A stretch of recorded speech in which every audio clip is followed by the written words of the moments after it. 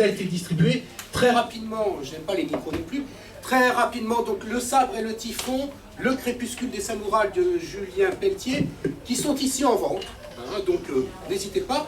On a reçu à l'association également La fascination du Japon, idées reçues sur l'archipel japonais.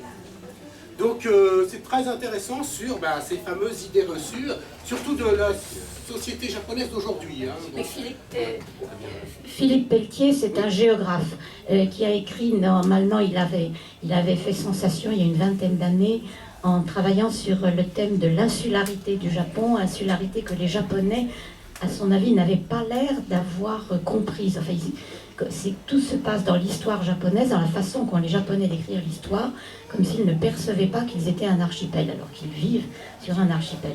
Donc Philippe Pelletier est quelqu'un de très intéressant. Sa seule erreur, ça a été de dire au moment de Fukushima, mais non, c'est pas grave. Et alors après, évidemment, il a dit, je me suis trompé. Non, il n'est pas le seul à avoir dit ça. Un excellent atlas du Japon chez Autrement, très court, très concis, très bien documenté, parfait. Très bien. Vous avez parlé rapidement, vous avez évoqué les Ronin.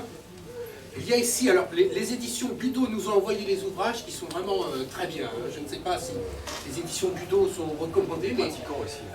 Ah oui, des... Il y a deux frères. D'accord, ils sont beaucoup dans les arts martiaux. Hein. Et les 47 Ronin, le trésor des loyaux samouraïs, je vous invite à le feuilleter en sortant. Vraiment de très beaux ouvrages.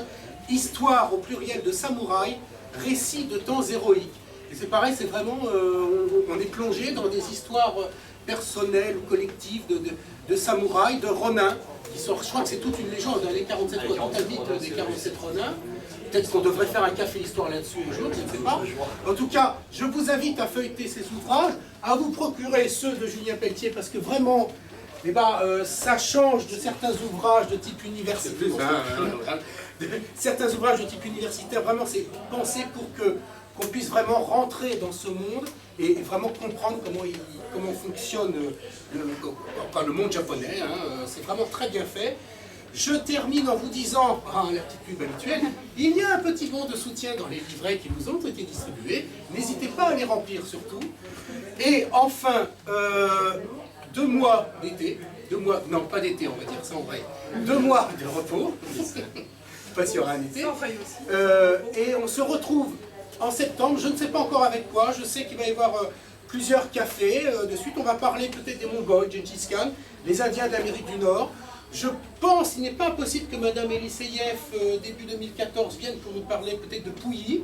On va voir. Hein. Qu'est-ce qu'on a prévu d'autre? Des cafés histoire sur l'Afrique, le Mali, l'Empire du Mali au Moyen-Âge, entre autres.